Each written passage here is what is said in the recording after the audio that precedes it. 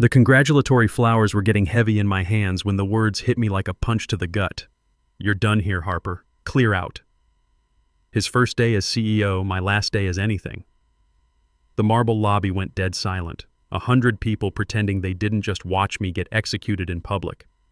But as I walked away, my dress shoes clicking on that polished floor, he had no clue about the little clause buried on page 47 of our biggest contract. The one that made my name the key to a $120 million deal.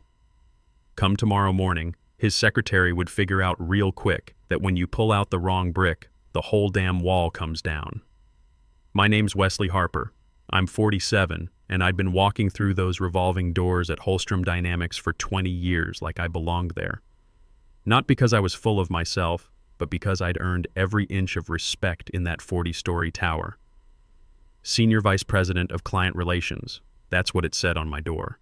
What it didn't say was that I'd saved this company from going belly up twice, brought in partnerships worth billions, and knew where all the bodies were buried. That Tuesday started like any other day. 7:45 a.m. Sharp, I'm pushing through those doors with my usual black coffee and some fancy flowers I'd grabbed on Fifth Avenue. White roses and orchids. Classy stuff, the kind you bring when you want to make a good first impression on the new boss. Even wrote a little note. To new leadership and continued success. Yeah, I know. Real ironic now. The lobby was buzzing with nervous energy. You had groups of people huddled by the security desk whispering like school kids. I caught bits and pieces. Wonder what this guy's like. Heard he fired half the staff at his last place. Hope we don't get the axe. I gave them my usual confident nod. Everything was going to be fine. We'd been through CEO changes before. This was just business as usual. "Morning, Wesley." Finn O'Connor from accounting called out. Guy was clutching his coffee like it was a life preserver. "You meeting with the new guy today?" 10:30, I said, switching the flowers to my other arm. Right after he does his big speech to everyone. If I'd known those were going to be my last words as a Holstrom employee, I might have chosen something better. The elevator ride up to 38 felt different somehow. When those doors opened on the executive floor, I barely recognized the place. All that warm wood and burgundy carpet, gone. Now everything was white and chrome like some kind of operating room, made my skin crawl. Mason Brooks was standing right in the middle of it all, and I got why people were scared of this guy.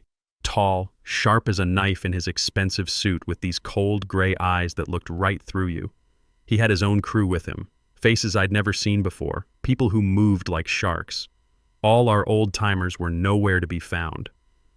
I walked up with my flowers and my best business smile, stuck out my hand like a normal human being. "Mr. Brooks, I'm Wesley Harper, Senior VP of Client Relations. Welcome to Holstrom Dynamics." This guy looked at my hand like I'd just offered him a dead fish. Then he looked up at me and I saw my future in those gray eyes before he even opened his mouth. "Harper," said my name like he was reading it off a hit list, which turns out he pretty much was. Perfect timing. The whole floor went quiet. Every cubicle rat popped their head up to watch the show. His new people were smirking behind their tablets. Even the air conditioning seemed to stop. "I've been looking at the org chart," he said, loud enough for everyone to hear. "Finding the dead weight. Legacy guys who've gotten too comfortable. People stuck in the old ways of doing things." I kept smiling. 20 years in corporate America teaches you to smile while everything burns around you. "I'd be happy to walk you through our current projects," I said. "We've got some major deals that won't be necessary." Cut me off like I was nothing. "Your services aren't needed anymore. Security will walk you out." Those words hit the silence like a gavel. Someone gasped. I think it was Ava Miller from Legal, who'd started around the same time I did. The flowers in my hand suddenly felt ridiculous, like bringing roses to your own funeral. "I see," I said. What else was there to say? I'd watched enough people beg in boardrooms to know better than that. Can I ask why? You may not. Already turning away, dismissing me before security even showed up. This is a new era for Holstrom Dynamics. We need fresh ideas, not relics hanging around from the past. Relics. 20 years of 60-hour weeks, missed family dinners, canceled vacations, and I was a relic. The security guys who came over looked embarrassed as hell. Caleb Richardson and Lucas Anderson. I'd shot the breeze with these guys 1,000 times over coffee. They couldn't even look me in the eye. "Sir," Caleb mumbled, "we need to escort you to your office so you can pack up your stuff." "Won't be necessary," I said, echoing Brooks's words. My voice sounded steadier than I felt. I keep my personal stuff in my car. That was a lie, but I wasn't going to give this guy the satisfaction of the whole cardboard box walk of shame. My dad's picture could stay in that desk drawer. Those awards on the wall belonged to someone who didn't exist anymore. I looked down at those flowers still clutched in my hands. White roses for new beginnings. The irony could have killed a horse. With slow, deliberate moves, I walked over to the nearest trash can and dropped them in. The sound they made hitting the bottom was the only goodbye I was going to give this place. "Wesley," someone whispered as security flanked me toward the elevator. Sophia Williams, Brooks's new secretary, was watching from her desk with this look I couldn't figure out. Pity? Warning? Her fingers were gripping her phone like she wanted to say something, but the words died in that Arctic atmosphere Brooks had created. The elevator ride down was the longest 38 floors of my life. Every ding was like a countdown to the end of everything I'd built. Caleb shifted around next to me, clearly uncomfortable. "This ain't right, Mr. Harper. Everyone knows what you've done for this company."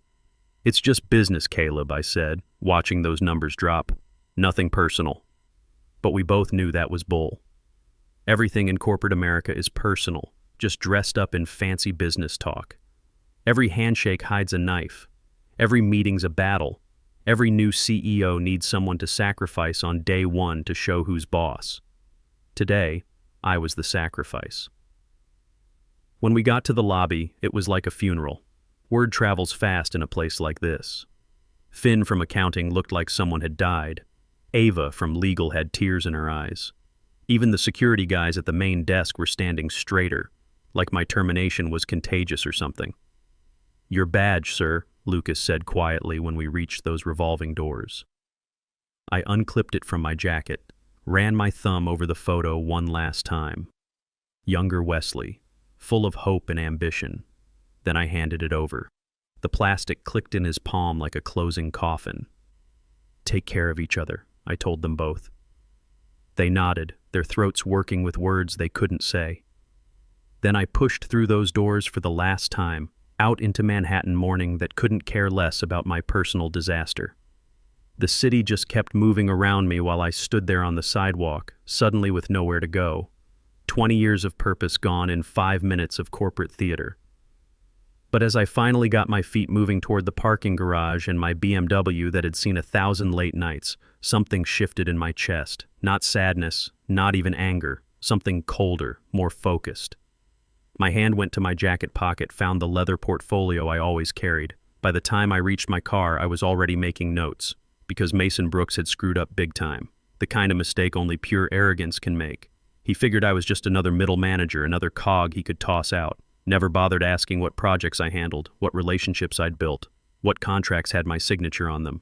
He didn't know about Brightwell and Knox, and that little oversight was going to be his downfall. The leather on my BMW's steering wheel was worn smooth from 20 years of late-night drives home. Sitting there in the Holstrom parking garage at 11:23 a.m. on a Tuesday, those worn spots felt like the only proof I'd ever worked here. My hands were shaking a little as I opened my portfolio, not from being upset, from trying to keep the fire in my chest from exploding. 20 years. The number kept spinning in my head like a broken record. 20 years since I'd walked into Holstrom as a junior account manager with my MBA still warm from Wharton and enough hunger to eat Wall Street alive. The first big memory hit me like a slap. 3 years in, my first real crisis. Peterson Industries was about to pull a $50 million contract because our previous guy had promised stuff we couldn't deliver. I pulled 4 straight all-nighters, lived on vending machine coffee and pure stubbornness, even tracked down their CEO at his country club to hash things out face to face. We didn't just save the contract, we doubled it. That CEO, Isaac Thompson, still sends me a bottle of good scotch every Christmas. I started writing, putting down everything Brooks had just thrown away like garbage. The Shanghai deal in 2018, spent 3 months in China, learned enough Mandarin to be polite, built relationships with government guys who didn't trust Americans. While other companies were getting their asses kicked by red tape, I was getting permits that opened up a billion-dollar market. Cost me my marriage, though. Sarah had enough during that trip. "You love that company more than me," she said over a crackling international call. She wasn't wrong. Then there was the Phoenix disaster in 2020. Our lead programmer vanished with all our code 2 weeks before launch. right when COVID had everything locked down. I put together a team across 12 time zones, worked alongside guys writing code even though I hadn't touched programming since business school. We delivered on time. The client never knew how close we came to total meltdown. Page after page, I wrote down what Brooks had just pissed away. Names, numbers, victories I'd pulled out of impossible situations. Like the time I caught our vendor padding invoices by 30%, saved us $8 million a year. Or the Garcia Technologies partnership that everyone said was impossible. They don't work with American companies, the board kept saying. So I flew to Barcelona 6 times, learned to appreciate flamenco, had dinner with Garcia's family until business became personal. That partnership brought in over $300 million. My phone started buzzing. Text from Finn. Can't believe what just happened. We're all in shock. Let me know if you need anything. Then Ava. This is insane. You built our whole client division. More and more messages rolling in. By noon, I had 47 texts from colleagues, clients, even competitors who'd already heard the news. Word travels fast in our business. My termination would be cocktail party gossip in every major firm by happy hour. But I didn't answer any of them. I just kept writing about the sacrifices that had built my reputation. The vacation in Tuscany I cut short when the Morrison deal went sideways. The weekend golf tournaments I missed to handle one crisis after another. All those mornings arriving before the cleaning crew, all those nights leaving after them, building something I thought actually mattered. Fresh perspectives, Brooks had said, not relics from the past. I had to laugh, even sitting alone in my car. The sound was pretty bitter. He wanted fresh? This guy had no clue how stale his whole playbook was. I'd watched 4 CEOs come through. Holstrom. Every single one thought they were going to revolutionize everything.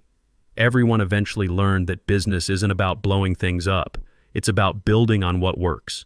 You can't just pivot relationships that took years to create. You can't disrupt trust. And you sure as hell can't download 20 years of knowing how things really work. My phone rang. Unknown number. Almost didn't pick up, but something made me hit answer. Wesley. Voice sounded familiar but stressed out. It's Isabella Garcia from Brightwell and Knox. I just heard what happened. Please tell me this is some kind of joke. My stomach dropped through the floor. Isabella ran our account with them. A sweet $120 million deal over 5 years that we'd just signed last week. Took us 18 months to put that together. I'd been the point man on the whole thing. It's not a joke, I said. As of about an hour ago, I'm no longer with Holstrom. She went quiet for so long I figured we got cut off. Then, Wesley, you know what this means, right? You've read your own contract. Had I read it? Hell, I wrote the thing. Every word, every comma, every safety net I could think of, including Section 47B, what they call a key person clause. My insurance policy, my way of making sure that if Brightwell and Knox was buying Wesley Harper's expertise, they'd actually get Wesley Harper, not some substitute Holstrom threw at them 6 months later. I understand, I said carefully. Then you know I've got to make some calls. This is going to be a real problem, Wesley. A very big problem. After she hung up, I sat there in the quiet of my car, surrounded by 20 years of ghosts. My portfolio was open on my lap, filled with the story of everything Mason Brooks had just thrown in the trash.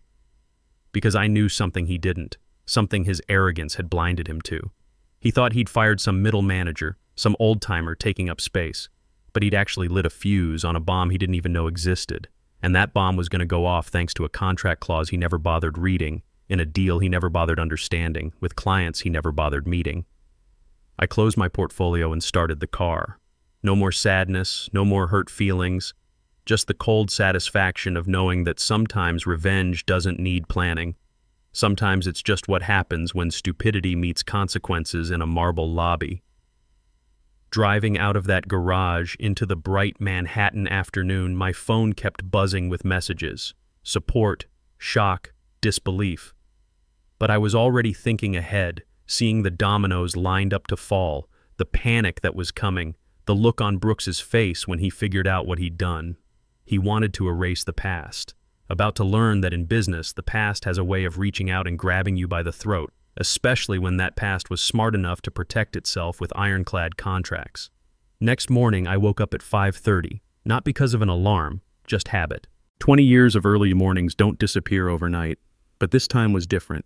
No emails screaming for attention. No calendar reminders about 7 a.m. calls with Singapore. No mental list of fires to put out before most people had their coffee. I made real breakfast for the first time in years. Eggs, bacon, the works. Not some protein bar I grabbed running to the car. Had the news on in the background, market reports I didn't need to worry about anymore. Funny how freedom can feel like you're falling off a cliff.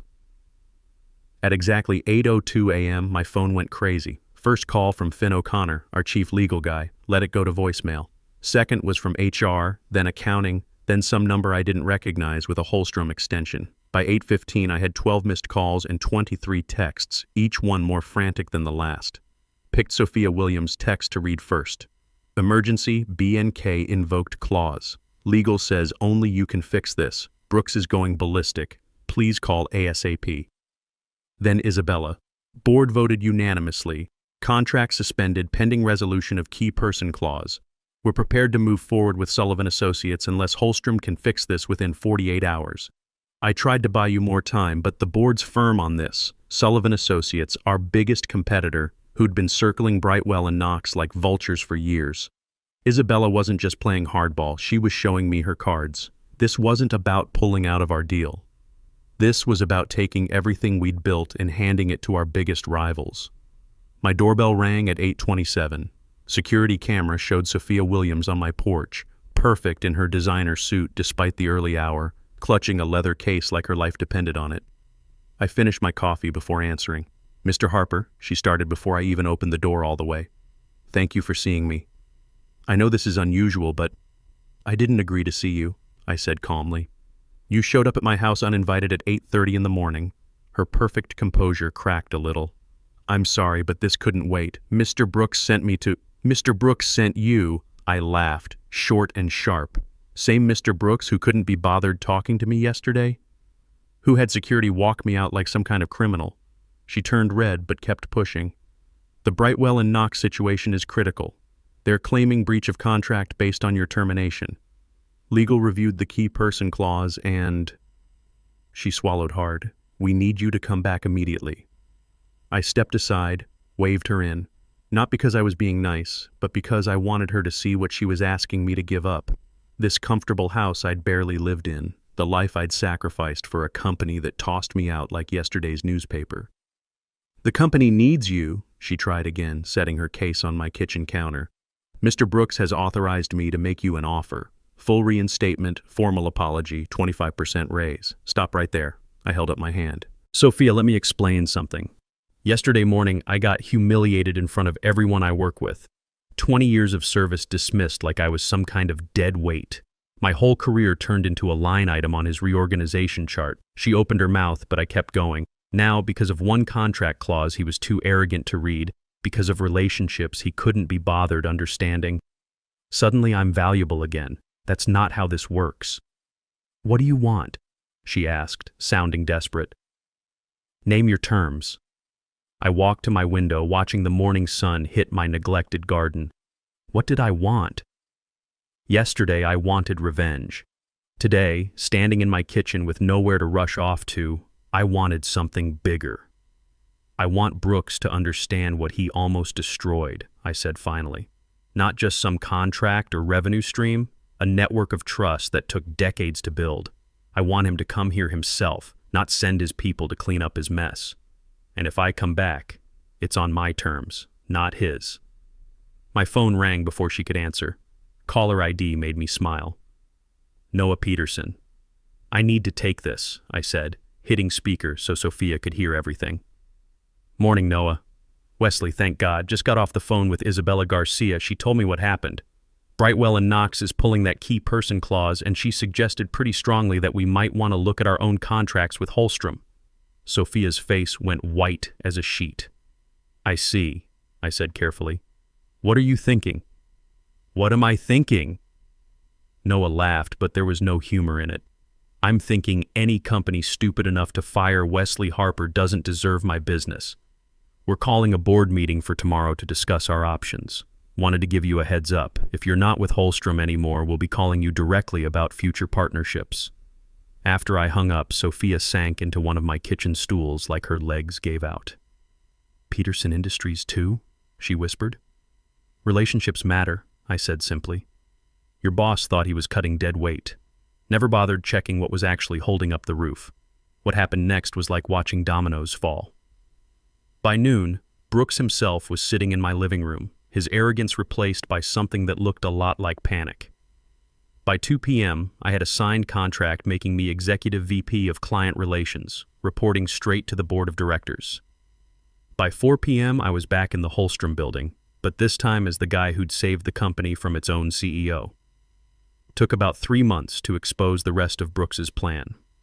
Turns out he'd been working with Garrett Sullivan from Sullivan Associates to sabotage our major contracts. The idea was to make them fail even if I came back. Then Sullivan would swoop in looking like heroes while Brooks got kickbacks for delivering distressed clients. Pretty slick, except they got sloppy with the digital trail. Brooks resigned in disgrace, his whole crew of imported sharks scattered like roaches when you turn on the lights. The board offered me his job, and after thinking about it for about 10 seconds, I said yes. 6 months later, I'm standing in that same marble lobby where it all started. But this time, I'm not carrying congratulatory flowers or wearing the desperate smile of someone trying to prove their worth. I'm here to welcome our newest client partner, a Fortune 100 company that chose us over 3 bigger competitors. Every other firm promised innovation and disruption, their CEO tells me as we head to the elevators. Only Holstrom talked about trust and staying power. In this economy, we need partners who'll be there when the novelty wears off. The executive floor looks completely different now. Got rid of all that sterile white and chrome nonsense, brought back the warm wood and comfortable spaces where people actually want to have conversations. The old boardroom table, the one Owen Mitchell's grandfather commissioned back in 1952, now sits in our main client conference room. When partners visit, they feel the weight of our history, not just our ambition. Standing at my office window, watching the sun set over Manhattan, I think about that Tuesday morning when everything went to hell. How Brooks called me a relic, something from the past that needed clearing out. How he figured firing me would prove he was the new sheriff in town. Turns out he was half right. I am from the past. But in business, the past isn't something you throw away. It's the foundation everything else gets built on. You can't just delete 20 years of handshake deals, late-night crisis calls, and showing up when it mattered. That stuff doesn't live in some computer file you can just erase. Brooks thought power came from disruption, from tearing down what came before. What he learned, too late to save his career, is that real power comes from building something so solid that removing it brings down everything else. These days, when some hotshot consultant talks about disrupting our industry, I just smile and pour another coffee. Let them disrupt all they want. We'll be here when their revolution burns itself out, still standing on foundations that no CEO's ego can shake.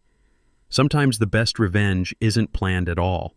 Sometimes it's just showing up, doing the work, and letting arrogance destroy itself. The old guard didn't just survive, we won. And Holstrom Dynamics is stronger because we learned that sometimes the past isn't what needs changing. Sometimes it's the future that needs to learn some respect.